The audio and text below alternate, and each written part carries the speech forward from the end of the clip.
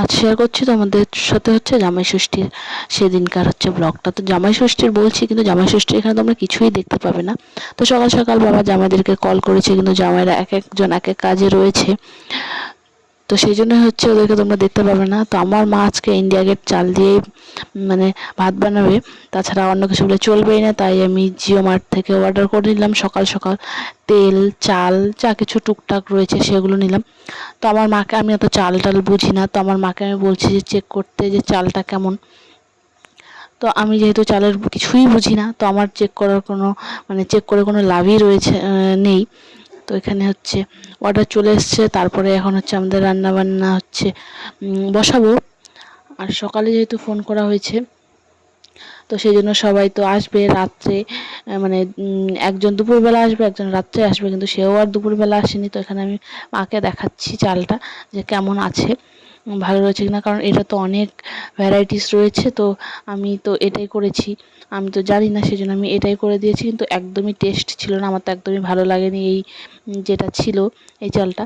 তো আমার তো ভালো লাগেনি। তারপর আবার একটা পার্সেল চলে এলো, যেহেতু কিছুদিন পরেই রয়েছে আমার ভাগ্নির অন্নপ্রাশন, তো পার্সেল চলে এলো। আর আমার মা এদিকে দেখো রান্নাবান্নার তৈয়ারি শুরু করে দিয়েছে। তো এখানে আবার একটা, তারপরে একটু পরেই আধ ঘন্টা পর আবার একটা পার্সেল আসলো। আর আমি যখন বাড়িতে থাকি আমার এরকমই দিনটা যায়, পার্সেল নিতে নিতে সারাদিন চলে।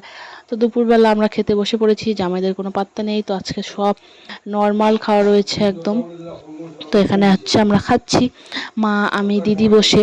তো রুমাদিরাও বললো যে রাত্রে আসবে ওরা, কারণ হচ্ছে ওদের বাড়িতেও ওদের জামাইরা আসবে, সেই জন্যই হচ্ছে ওরা হচ্ছে রাতের বেলা আসবে বলছে। দুপুরবেলায় ওদের বাড়িতে খাওয়া দাওয়া হয়ে গেছে, তো রাতের বেলা এখানে এসে খাবে, সেই জন্য আর আসছে না। তো আমরা অপেক্ষা করতে করতে আমরা খেতে বসে পড়েছি সবাই মিলে। তো দিদি, সবাই মিলে বলছে দিদি, আমি, মা খাচ্ছি, বাবা তো বাড়ি আসেনি, বাবার জন্য খাবার পাঠানো হয়েছে দোকানে। তো তারপর দেখো এই যে সন্ধ্যাবেলা চলে এসছে আইসক্রিম নিয়ে, প্রচণ্ড গরম যেহেতু।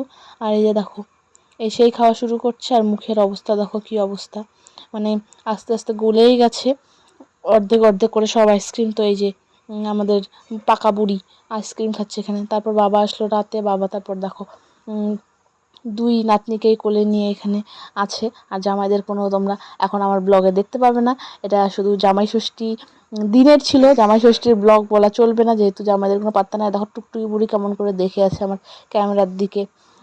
আর ইনি তো বড় হয়ে গেছে, ইনি তো এখন ছোট্ট গোপালের মতো লাগছে দেখতে দেখো।